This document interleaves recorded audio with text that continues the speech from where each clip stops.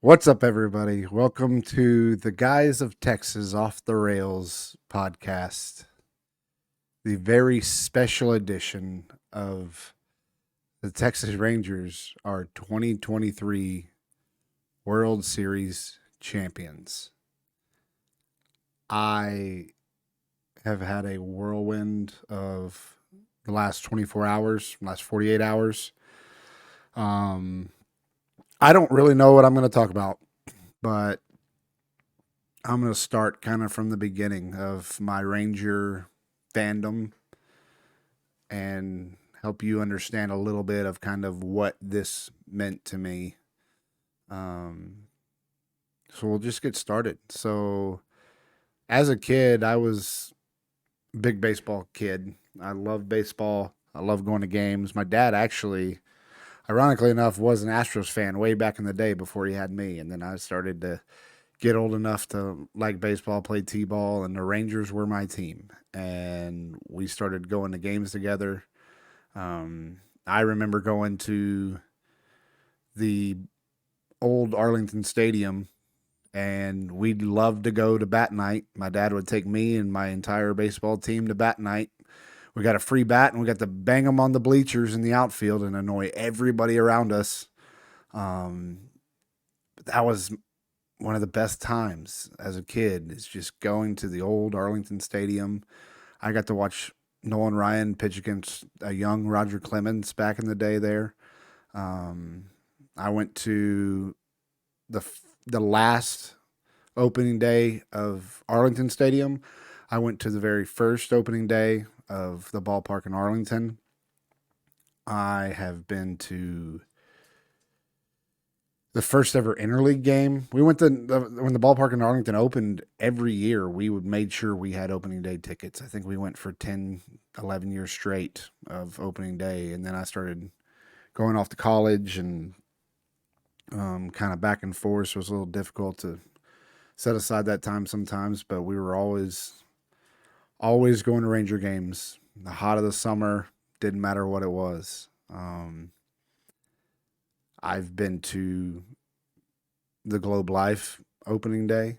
I have seen the worst of the Rangers. Um, when I was a kid, the Rangers weren't good, and the only time they were good, there was a baseball strike.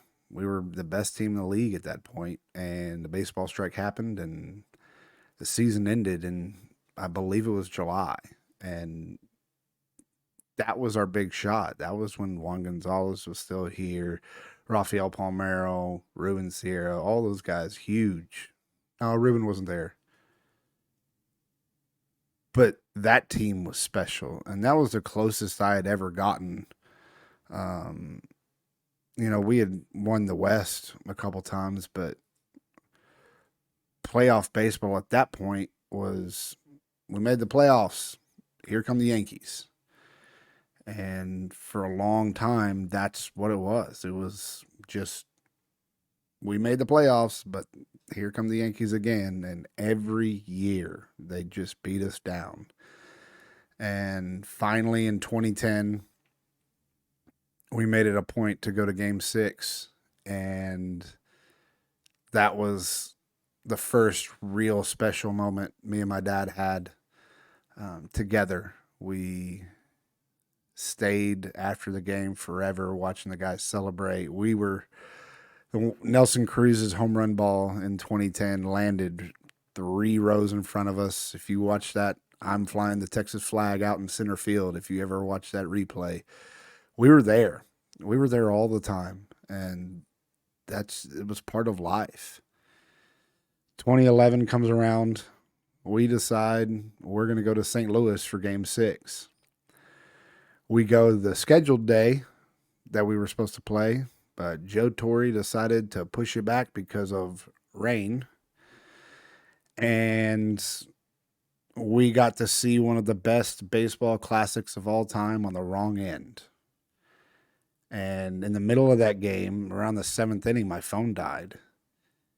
And I didn't get to charge it until we got back to the car. And when I did, I had a flood of congratulation text messages from everybody that the World Series was over and you guys won. And that day haunted me and my dad and all Ranger fans for years. We That's all we ever thought about up until this year even. This entire year Ranger fans were scared to get behind it. To get behind this team, and I get it. I know exactly what it's like. But for whatever reason, when we started getting in that last push, even after the Astros smashed us in that home series in September, that I still was to a point. And once we got to a point to where we made the playoffs, I said, I'm letting everything go and I'm going to enjoy this. And boy, did I ever enjoy it. Rangers go into Tampa. They sweep Tampa, a team that was projected at the beginning of the year, as hot as they were, to win the World Series. And then we went through the Orioles, who played very well all year. They have a young staff that is very good, but they've still got some pieces to work in. We rolled through them and swept them. I got to go with my dad to that game 3 and watch that. That stadium was electric for the first ever playoff game for the Rangers in that stadium. Me and my dad actually went to the 2020 ALCS game, and we got to watch playoff baseball in our own stadium, and we weren't even there, and that hurt. So then 2021 rolls around, and the ownership is putting out, hey, we're opening our new ballpark. Oh, and by the way, we're not going to spend money. And at that point, I was mad. I was fed up. I was, well, why are we not spending money? We've got this brand new ballpark we got to pay for.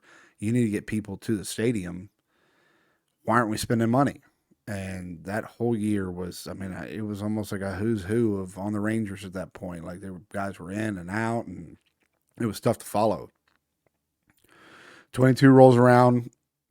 We pick up some big pieces.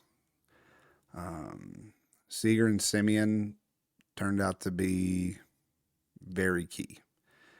And Bruce Bochy rolls in this year, and what a perfect team that was put together. Chris Young, and I'm going to say it, John Daniels put together a fantastic team. You can tell a lot of this work was not all Chris Young. And I know Ranger fans don't like John Daniels, and I was on board for a long time, but you can see this was not just Chris Young in 1 year coming in here doing all this. This was John Daniels getting the farm pieces in there. And then once Chris Young came in, they opened the pocketbook a little bit and was able to pull these big names. But what a ride. So we go through Baltimore, and then it's Houston. And game 5, me and my dad went to, and Garcia hits a 3-run bomb, and then everything pursued after with Garcia getting hit. There's a fight. Prolongs Leclerc, and sure enough, Altuve comes in, hits a home run to win it for him, eventually to end that game. And I got a lot of text messages from buddies who said it's the same thing every year. It's over. And for whatever reason, I just had a different feeling about this team. It wasn't a game 6, it was a game 5. A game 6, I can see that happening, but as resilient as this team was on the road, and as bad as the Astros played at their own house, I knew there was a shot. And when I heard Maldi make his comments to not wake up the Astros, and we had a day of rest to be able to sit on those words, I knew something else was going to happen. I could just feel it, and sure enough, the Rangers come out, play a tough game, and then Garcia comes out, hits the grand slam in game 6, and then game 7 was just lights out. And that was a fantastic win for us. And Ranger fans heard it from Astros fans from the end of the regular season. They just let us have it, which kind of rightfully so, but at the same time, like, they thought they had already won everything by the time it was time to, once they won game 5, the Astros, if you go back and look, they were basically ready for the next series. They were ready for the World Series. Go look at the comments from the Astros fans. They were ready. They thought it was done and over. They thought it's the same old Rangers. And I talked my buddies off the ledge somewhat, and we pull it out. In the middle of the ALCS, me and my dad had been talking, and we decided, hey, if this ends up Texas and Arizona, number one, it's going to be way cheaper to go to Arizona. And if it's Arizona, we could very well easily pull this off in 5. Now, this was at a time where I didn't really watch the Diamondbacks a whole lot. I didn't realize how stellar their pitching staff was. They've got a lot of young guys that are very fast. They play baseball the right way, and they remind me a lot of 2010. You know, the Rangers at that point were playing the small ball. They were doing it with really young talent and kind of. I mean, you got Derek Holland. Elvis Andrews was still young at that point. Neftali Feliz. All these guys that were playing for us in 2010, it was basically the same team. It was very similar. And it kind of reminded me of that. And so the World Series happens. Game 1, you guys have seen my reaction, I'm sure. If not, go back and look at the video. We have it posted on our Twitter.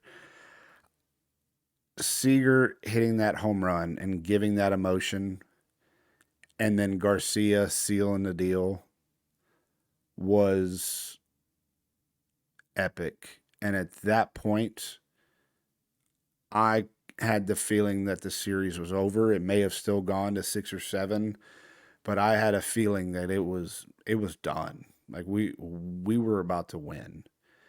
And me and my dad talked about, okay, let's wait. Let's see if we get the next one at home. And then we lost the next one at home, so we ended up buying upper deck tickets just to be safe for game 4. Because we didn't, at that point it's 1-1, and then we got 3 games away. But I'm telling you, I watched this team over and over play away, and what they did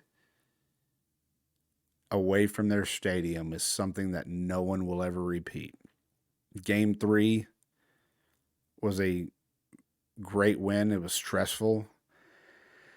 So game 4, we fly in from Dallas to Phoenix. I drive up to Dallas with Sam, one of my buddies, and we get on a plane with my dad, and we fly out. When I booked the tickets originally, I saw that we land at 4:41. And I said, okay, that gives us 2 hours and 20 minutes to get to the stadium. Stadium's 4 miles away. We'll be there plenty of time, be able to watch a little BP. My dad calls me the next morning and goes, hey, what time's the game start? I said, 7 o'clock. He goes, yeah, 7 o'clock where? I went, well, this is going to be interesting. So we started researching everything. What's the fastest way to get there? We knew they had a light rail. My dad is not young anymore, so we weren't going to do a scooter. So we ended up booking an Uber ahead of time. Get on the plane, and that was the most stressful time of going, okay, we have got to get off the ground in a fast amount of time, because we were not the only Ranger fans there. There were plenty of Ranger fans on that plane, and everyone was chomping at the bit. And we boarded the plane early, and then we sat there, and then we sat there. And we sat there, and all the Ranger fans, you can look around, they're all getting antsy. Like, all right, let's close this door and let's get out of here. We close the door. We take off on time.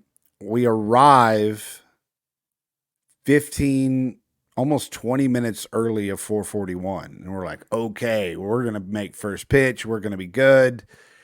And then the airplane stops right in front of the gate and said, hey, we don't have anybody to direct us into the gate yet, so it's going to be about 10 to 15 minutes. And you could just hear the groan from everybody. And we start moving about 5 minutes later. We're off the plane and in the Uber by around, I want to say it was right at 4:41. So we were still ahead of schedule. We get in the Uber and make it to the stadium. He drops us off. We have backpacks with us. We had already researched where the lockers were. We ran to the northwest side of the stadium, which happened to be right where they dropped us off, and got our stuff in a locker, got in the stadium as Simeon is hitting, which some of our buddies doubted us on. I believe someone said second inning was when we were going to get there. No, sir. Not for World Series. We're going to make it happen. So we get in our seats, and second inning, 2 outs, 5 runs. Huh? Oh, by the way, next inning, the third inning, not only with 2 outs did they score 5 runs, as a team, they also hit for the cycle. And at the time, I didn't even realize what was going on. And then after the game, I read that and I was like, this is something special. And I went back and just kind of played it back. I was like, sure enough. And normally that's the stuff I pick up on. But World Series games are a different animal for me. My brain was scrambled. And all I could see is that we're up 10-0 in the third. And at that point, I had to get up and start pacing. I didn't know what was going on. I didn't know if it was real. Like, we're coming out here and just shelling them. And by the way, Haney is throwing very well. The bullpen is doing beyond what every expectation was for the bullpen. They are holding them. This is a quick team that loves to just bunt and get base hits and run and run and run. And that play of Walker blowing the stop sign and running home and Garcia throwing him out really killed everything for them. You could feel it. And the atmosphere in the game 4 when we were sitting up top was not the atmosphere you would get in Ranger Stadium. Diamondback fans were great. They were all very, very nice to us. But half the people up top were retired people that were just there for a game. The people next to me were from Canada. They were very nice people, but they didn't know a lot about baseball. And so they were just there to cheer on baseball. And which is fine. I enjoy that, but not at the World Series. It did not have a World Series vibe in game 4 for me. We started trying to creep down towards the later innings, and then the wheels start coming off a little bit. They start putting up runs. The place starts getting loud, and I'm like, uh-oh, here we go again. And I'm sweating because I'm like, we've got to get to game 5 with the win. We've got to get to game 5 to be a clincher. And the Rangers pull it out. And in the middle of me pacing for that last inning, I'm walking around, and when we go down from the 3rd floor down to the 1st floor, I walk out and there's Adam Jones just standing right there. Like, Dad, I need you to take a picture for me. So we got a picture with Adam Jones. After the Rangers won, we're down celebrating with the team by the dugout, and I look to my right, and Wade Bowen is just sitting next to me. And I'm like, Wade? He goes, what's up, man? Very cool. Got a picture with him. And then I went up to go to the restroom in the middle of it, and guys walking the other direction, and I see Ian Kinsler. I was like, and I walk right next to him. I was like, Ian, can I get a picture? He goes, yep. I took a picture. Didn't tell him what his nickname was of Captain Pop-Up. He was a very nice guy, though. Let's be real here. He did say, I hope the Rangers go 0-162 at one point when he was no longer with the Rangers. I understand why he said it. I don't hold it against him, but we both say dumb things, so we're even there. So we walk out of the stadium, and I didn't even realize the Phoenix Suns were playing the Spurs a block and a half down. So we're trying to figure out how to get to the hotel, which is 5 miles back towards the airport. And there's one train, and there's a gajillion people from the game trying to get on this train. So we're walking around trying to find something to eat. Next thing you know, there's Spurs fans walking out of this stadium. I went, and I could see the door open to the building. I could see down in the stands. And I was like, the Suns play here, which it was fun because the Spurs fans started spilling out, and I just turned into Mavericks mode all of a sudden. Let's go Mavs! Not knowing what happened in the game, that they apparently came back from 20 points down to win, but I'm gonna talk trash to the Spurs no matter what. So we finally get something to eat. We don't get back to the hotel till I want to say it was 11 o'clock, which is the game ended at like 8:30, and it was closer to midnight because it was rough because in Arizona is 2 hours behind, so midnight there is 2 o'clock in the morning, and I am spent at this point. Um, we're excited because we know something truly is going to be fun to watch tomorrow. We didn't know what, but again, I had this weird feeling. And buddy Sam comes pick us up in the car. He takes us over. We wanted to go to Surprise to see if there happened to be a Texas Rangers store open over there. That's where the Rangers have spring training. And we go there. It's empty. It's closed up. The gift shop or the pro shop that they have there was full of Christmas decorations. I was like, nope, this isn't happening. So we do that. We actually meet up with Sam's aunt and uncle, and they were fantastic. Got to go to their house. They took us out to lunch. They were great to talk to. We thoroughly enjoyed meeting them, and we'll be going back out there now in spring training to go visit with them some more. But we had a blast doing that, and then they dropped us off at the stadium right about 2 o'clock. And at 2 o'clock, me and my dad finally we were looking at tickets. We were like, "Yep, those are the ones." So we got tickets, two sections to the out towards the outfield from the dugout, 10 rows from the field. It was just walking into the stadium for me. I immediately got emotional. It was just a feeling of okay, this is going to be it. This very well could be our moment. And every Ranger fan you talk to had that same feeling. You could tell the vibe was there, but as Ranger fans are, you don't speak about it. It is, hey, we got one more. We got one more. We got one more. That's all we kept saying. And go to batting practice. Batting practice is done. I start going back to go meet up with my dad, and this Ranger fan, he's wearing a Rangers jersey and everything, walking next to me. I was like, hey, one more. And he stops and talks to me. He goes, I don't like to talk about it. I was like, okay. I mean, I get it. Don't get me wrong. No one wants to talk about it, but it's just one more. One more out of 3 games. He goes, yeah. He said, but I was talking to Austin earlier, and he said Evaldi is looking real good right now. He said, and I quote, his slider was looking very good. And I said to her, I was like, Austin? I was like, he goes, yeah, my son. I was like, Austin Hedges? He goes, yes. I was like, I lit up because Austin Hedges, and I made sure to tell him this, Austin Hedges was one of my favorite players through this postseason. And it wasn't because of his playing ability, because he's great defensively, struggles with the bat, and he'll tell you that himself. But being a teammate was bigger to me than anything. And the way Hedgie was to his team, he was the biggest cheerleader of all time. And when he came in to bat in game one, I told him, I said, I've never rooted for somebody harder to win the game with one magical swing in my entire life. I said, that would have just sealed the deal for Hedgie.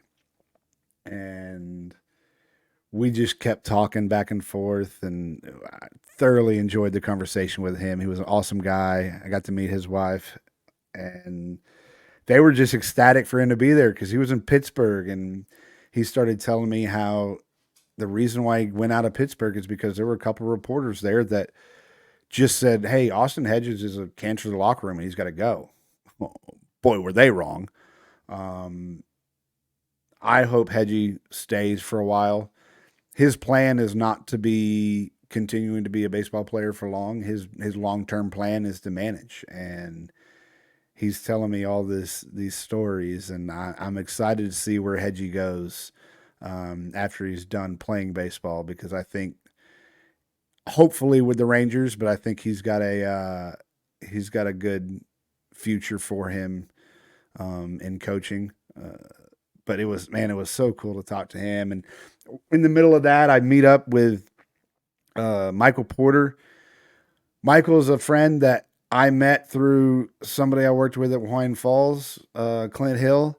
We all went to Game 6 in St. Louis, and he found out that through a Facebook post that I was going to go to Game 4 and 5 with my dad, and he texted me, he goes, "Hey, I'm coming too. Let's finish this." And so we meet up for Game 5. He was there for Game 4 also. We sat in different spots. We meet up for Game 5 for batting practice. He was there when I was talking to Austin's dad, and he got a section over right from me. Elio, another guy that I worked with at Main Event. We haven't spoken in years, but man, there's a lot of people through Rangers baseball brings us together, and I've heard from a lot of people that I haven't gotten to speak to in years, and it's been very fun. Let's just say that I enjoy Rangers baseball and what it does for the city, what it does for the fans, and it brings us all together. I got another text message right before the game, a buddy, Jeff Walston, that I haven't seen in years, that said, "Hey, I'm coming to the game. You inspired me to go and think that we got a shot. Let's do it." I said, "Let's go." And he was not too far off from where Simeon hit that home run. And I was rooting for him. I was really hoping he got that. But he came and joined us after. But during the game, like, there was just a weird feeling. And Evo kept getting into trouble and getting guys on. I'm like, this is not the team to start walking guys and letting them steal bases. They were doing it all. But Evo buckled down. This defense, man, that's the thing that we haven't really talked about, is this defense has been very, very good. Josh Young, Evan Carter, Simeon, Seager, these guys have been very good in the outfield and in the infield. Jonah stepped up huge. He's blocking pitches in the dirt. I don't know that he had, I think he maybe had one or two pass balls maybe from wild pitch, but he was a stone wall back there too. And that's what really, I think, was unsung about this Rangers team this year, is their defense was very, very good. And that's the big reason why we did end up winning this game. Evan Carter makes a great snag. The Rangers are just diving all over the place, making good plays when we need it. Evo kept just getting out and getting out. I think they had, in the first 4 innings, I think they had 12 base runners left on, and there was a guy behind me that was a neutral Dodgers fan, and he was talking. He said, "They've already left too many guys on base. This is not going to end well for them." And sure enough, you could see the Rangers start hitting them. They weren't getting hits yet in the 6th, but they were hitting deep balls to the warning track. And you could start picking up, okay, Gallen threw an incredible game. What he did for that team, and he kept them in there, because that's the only reason they were even in the ball game, is Gallen was special. From the 4th inning on to the 6th, I kept saying, "Hey guys, there's a no-hitter going. Hey, hello." Just screaming it. I jinxed that thing every time I could, because there was zero chance I would be seeing a no-hitter thrown against my team in the World Series. That was not going to happen, and I did everything possible to make sure it didn't. Corey Seager ends up breaking it open, being unselfish Corey, figures out a way to get on base, throws a swinging bunt to left field down the third baseline to get us on the board in the hit department. And then it started to open the gates. And at that point, when we scored the first run, I said, okay, we got a lot of work to do. Then the 8th inning happens, and I lost it. Like, it just got to a point. Let me be clear. You bozos have not figured out how to stop texting me before the last out is recorded, because my phone was just going off of congratulations texts before we finished it. So you're lucky this time, because I started having flashbacks from Game 6 of just reading my phone after it fully charged. I brought a battery pack and everything with me this time. I was not letting that happen again. But now that's over. Now I don't care. But I had major flashbacks in the eighth inning when I started getting, hey, man, we're about to do this. It's like, yeah, I get it. But we've seen worse things happen. And this team is a never fight team with the Diamondbacks. Ninth inning rolls around and they keep Spores in. And the ironic part is my buddy Andrew Errol and we talked about the roster when it first came out for the postseason. And the one guy I pointed out was Spores. I said, why is he on this team? He looked awful in September. He gave up a lot of runs. He gave up a lot of games for us that would have gotten us the division. I said, why is he on this team? And from the start of the postseason, Spores was a completely different person. What he did, what Chapman did, what Leclerc did. Chapman got in some troubles, yeah, sure. But overall, yeah, it's scary. But I'll tell you, this game, I did not want a blowout game. It wouldn't have been as fun. I needed something to be in it the whole time, and boy, was I ever. I'm glad in the eighth and ninth we decided to just pull away with it a little bit just to give me some ease. But we get to the last batter, and I am freaking out at this point. I think you can see my face on Facebook. I posted a picture of my current status of emotion, and it was not good. Um, I was an absolute wreck, and I'll never forget that pitch and seeing. So when I say, when I told you in the World Series, I just lost track of everything. When I was recording the last at bat on the second strike, I screamed like it was over and then realized, hey, bud, there was only one strike before that. And then realized, oh, I lost track of count. I didn't know how baseball worked at this point. Like it was, I didn't know the score. I didn't know anything. And then he throws a ball, and then he throws. How you don't swing at that last pitch on your last pitch of the World Series, I don't know. But he let the pitch go by, and I just see the umpire step back once, and at that point, I lost it. I grabbed my dad. We shared a very big hug. We flew the Texas flag just like we did in Game 6 of the ALCS. There were a lot of tears. Um, this was something I'll never forget. Um, you could see it on all the Rangers' faces around us. There were a lot of Ranger fans there on that side that night. And the jubilee of winning. I have never in my life hugged so many strangers. It was you. Everyone was If you were wearing Rangers gear, everybody was family at that point, and we all finally went to battle and came away with the victory. And seeing the guys celebrate, watching the stage roll out, watching Ray finally get to raise that trophy after owning the Rangers for so long and seeing it so close and not be able to do it. For him to finally be able to raise that trophy with the confetti falling down was just an emotional moment. And it's something I'll never forget.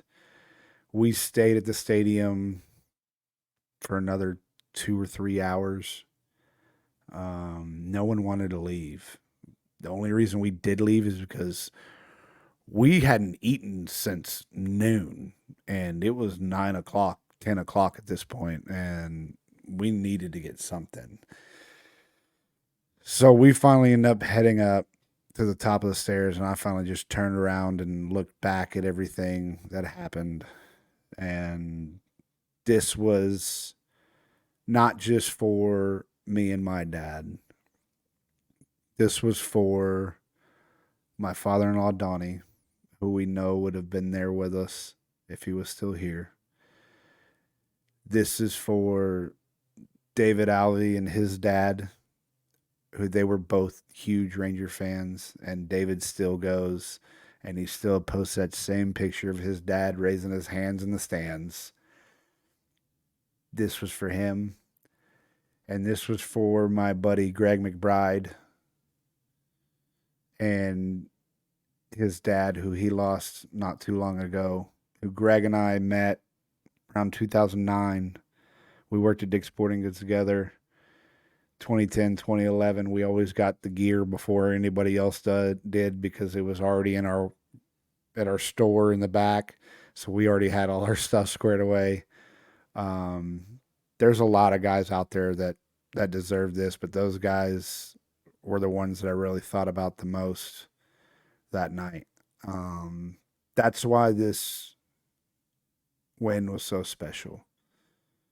It wasn't because we beat the Astros. It wasn't because we've won the World Series, but it's because we got to experience what we've all wanted to share with our family and loved ones for so long. Um, this was something special, and I'm very blessed to be able to do it with my dad.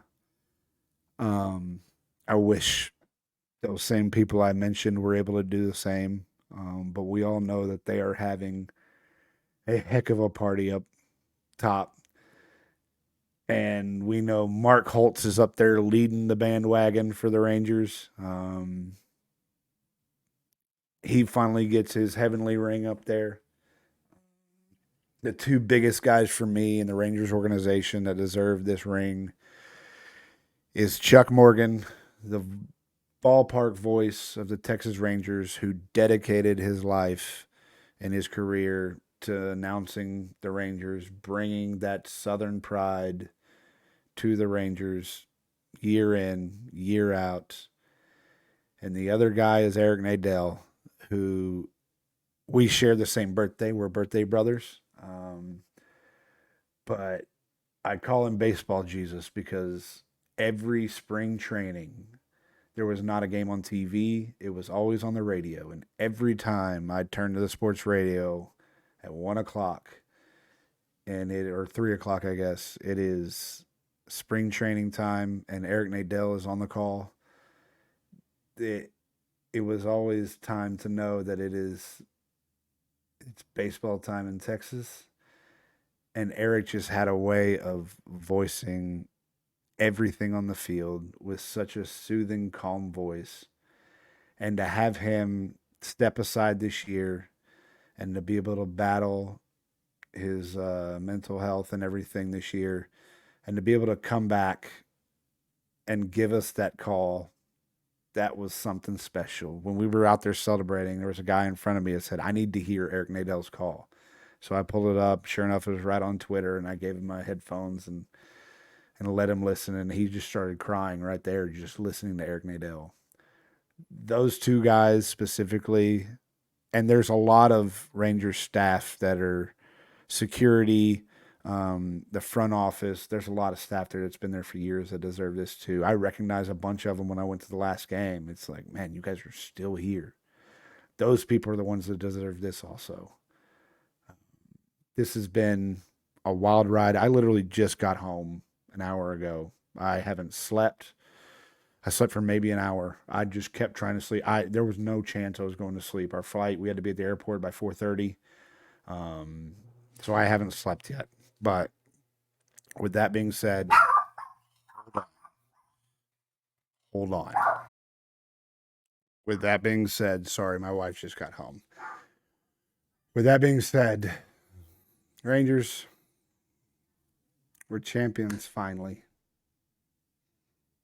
Nobody can take it away from us. Enjoy it. Be the fans that people want to come to our ballpark. Don't be the trash fans. Enjoy it. Let's create that culture now. Go Rangers.